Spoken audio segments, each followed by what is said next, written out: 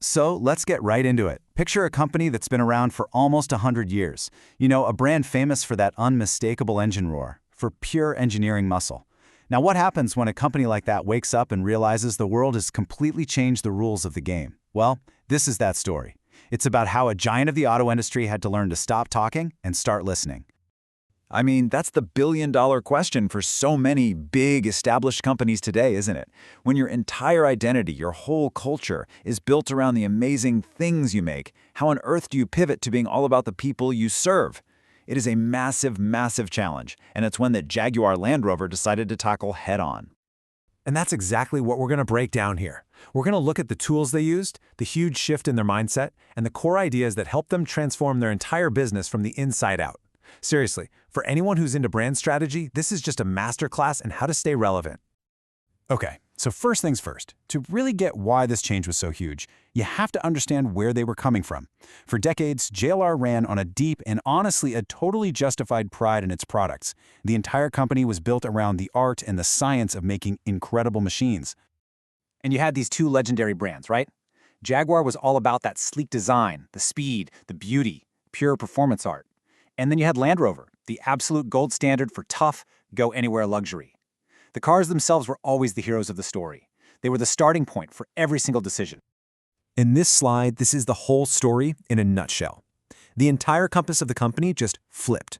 They went from asking, what amazing new thing can we engineer, to asking, hey, what problem do our customers actually need us to solve?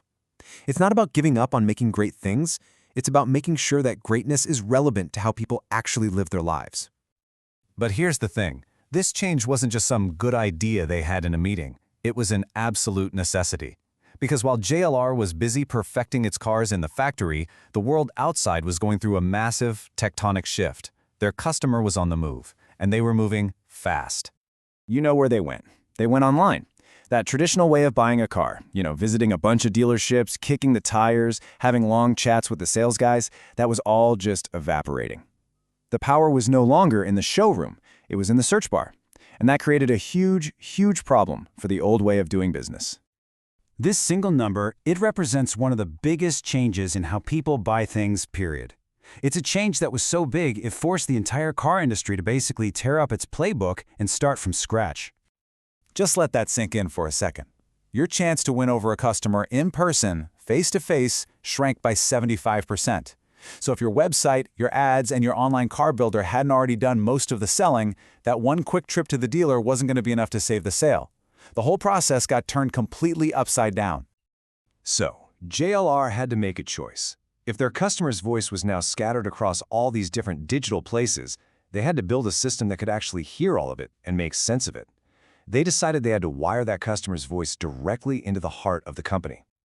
I love this analogy of a relay race because it just perfectly captures the problem. Think about it. In the past, the journey was so clunky. Marketing, sales, and service were like 3 different athletes running 3 separate races. The new goal was to see it as one single continuous race where every handoff, from the ad you see online, to your visit to the dealer, to your first service appointment, is absolutely seamless. No dropped batons. And here's what that actually looked like in the real world. Instead of just waiting for someone's lease to end, they'd get in touch beforehand with a perfectly timed offer to test drive the next model. Or, get this, for someone who ordered a new car, they turned months of just waiting around into this super exciting experience, sending updates and even photos of the car being built on the factory floor. It's all about being thoughtful and coordinated. Okay, so having a customer-first mindset is great, but talk is cheap, right? How do you actually do it? Well, you need the right tools. JLR invested a ton into building a research engine that could give them deep, real insights. So let's take a look at what was in their toolkit. And this wasn't some last-minute survey, okay? Their research started 4 years before a car ever hit the showroom. They started with huge questions like, is there even a market for this? Then, a year before launch, they'd fine-tune the price and features. And they kept listening for years after the launch to make the next car even better. It's this constant, disciplined loop of learning. So one of their key tools was something called ethnography. This is so cool. It basically means going out and understanding how people actually live with their cars, How does it fit into their commute, their family life, their weekends? You get a much, much richer idea of the real problem you're trying to solve than you ever could from some generic persona on a PowerPoint slide. Next up is a really powerful technique called conjoint analysis. This is where the magic starts to look a lot like math.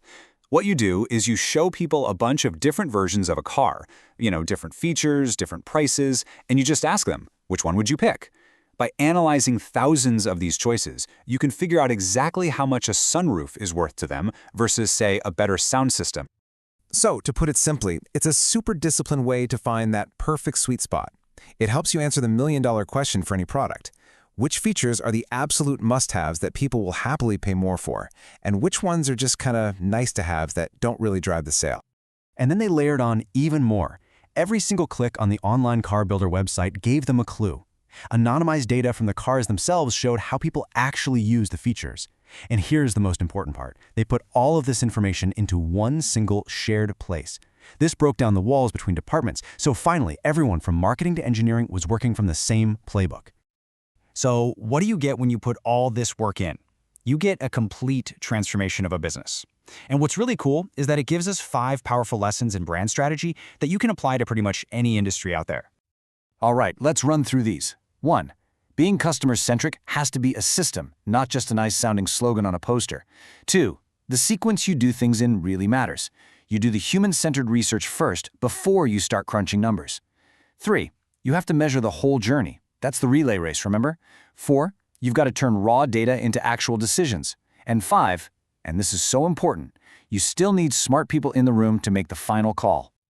And this quote right here, it just perfectly captures the whole idea. It's not about letting spreadsheets replace creativity and passion. It's about using data to make sure all that incredible passion and craftsmanship is actually aimed at building something that people will truly connect with and love. And that really brings us to the final thought to leave you with. Every business, every brand has a customer, some voice out there that is absolutely essential to its success. So the question that Jaguar Land Rover story asks all of us is this: have you actually built a system to truly hear it?